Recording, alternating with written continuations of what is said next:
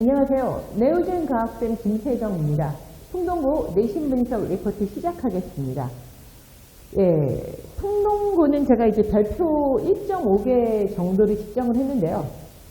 중간보다 사실은 어려운 파트인 물리가 있어서 난이도는 약간은 상승한 건 맞습니다. 근데 아직도 사실은 이 근처 일산 지역 근처 학교 내에서도 가장 쉬운 문제가 아닌가라고 생각이 듭니다.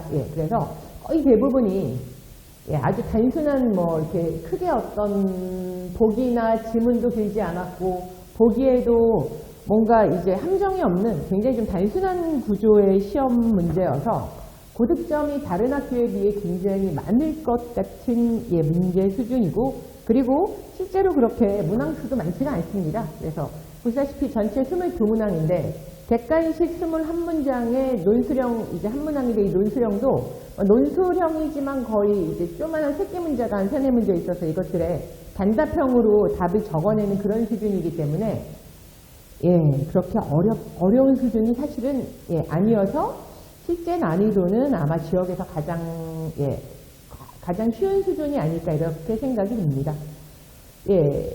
조금 더 이제 자세히 살펴보시자면 물리 같은 경우 이제 8문항이 나왔는데, 제가 이제 상문제가 하나도 없다고 이제 표현을 한 건 뭐냐면, 그 학원에서 나와주는 전교책과 저희 일산지역 기출문제가 있는데, 그 일산지역 기출문제의 별표 하나에서 하나, 그 하나에서 2개 사이에 거의 대부분의 문제랑 비슷한 유형의 문제가 물리, 지구과학, 생명에서 사실 모두 나왔습니다. 그래서 저희 말씀드렸던 전구책 혹은 특히 일산지역 기출문제를 최소한 별표 2개까지 모두 풀어본 학생들 같은 경우에는 시험을 보고도 아마 시간이 굉장히 많이 남았을 것 같은 그런 구조의 시험입니다. 그래서 최상위권 같은 경우에는 사실은 이런 시험들로는 난이도 판단이 사실 어렵다. 그래서 하나라도 아주 자잘한 실수를 하게 되면은 굉장히 등급이 내려갈 수 있는 구조여서 이제 최상위권 학생들은 그런 부분들을 조금 조심하면 될 것 같고,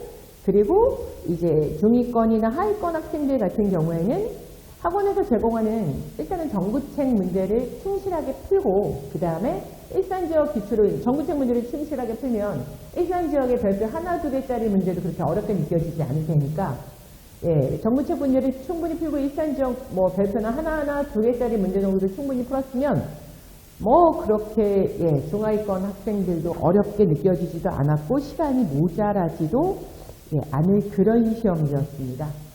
그리고 지구과학이나 생명 같은 경우에는 보기를 조금 어렵게 구성해서 요즘은 문제를 그나마 조금 그 난이도 중이나 상문제를 좀 만드시는 추세라고 한다면, 아직은 풍동고는 이제 그런 부분도 사실은 없기 때문에 말씀드렸던 전구책 정도 수준의 문제만 충분히 풀었어도 지구과학이나 생명은 모두 맞출 수 있을 정도의 수준이었다고 생각하시면 되고, 앞으로도 아주 특별한 이변이 없는 한 우리 풍동고 학생들 같은 경우에는 2학기에도 일단은 가장 중요한 건 전구책을 이용한 기본 문제 풀이를 완벽하게 하시고, 그 다음에 일산지역의 최소한 별표 하나나 100점을 목표로 하시는 친구들 같은 경우에는 별표 2개까지는 완벽하게 풀이를 하시고, 아시다시피 문제마다 모두 영상 강의가 달려 있으니까 그 영상 강의를 활용을 하셔서 완벽하게 자기 문제를 만드시게 되면 2학기 내신도 그렇게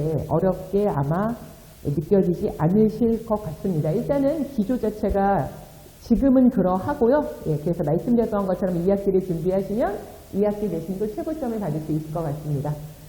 풍동고 내신 분석 리포트 여기서 마치겠습니다. 감사합니다.